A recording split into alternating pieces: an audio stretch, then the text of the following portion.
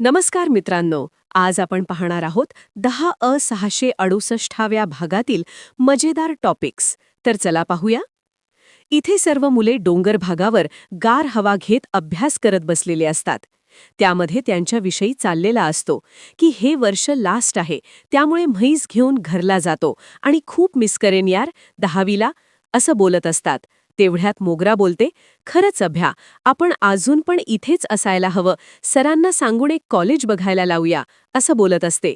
तेवढ्यात मोगराची मैत्रीण पण बोलते, खरंच त्या कॉलेजमध्ये आपले सगळे मित्र आणि शिक्षक पण असायला हवे, मग तर खूप मज्जा येईल, असे सांगत असते.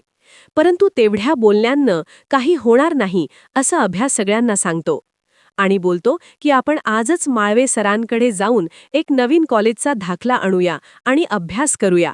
असं बोलल्यानंतर मोगरा बोलते की सगळी जण असायला पाहिजेत, पण कोबरा नको, कारण अभ्यासारखं भांडण लावेल, असं बोलते.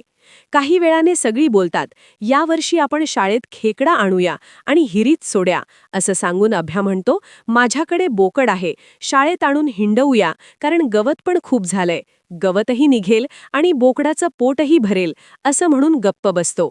मग लगेच मोगरा म्हणते की खरंच अभ्या, तुझे विचार खूप चांगले आहेत. मी बालवाडीला असताना आमची बाई पण असंच शिकवत होती. तर तुम्हाला काय वाटतं? मी खरंच शाळेला जाणार नाही तर 5 रुपये द्या मला आणि मामीला सांगा कामाला गेलोय म्हणून. ओके, तर 100 रुपये घेऊन वडापाव खात आज रिक्षा घेतलं बघा.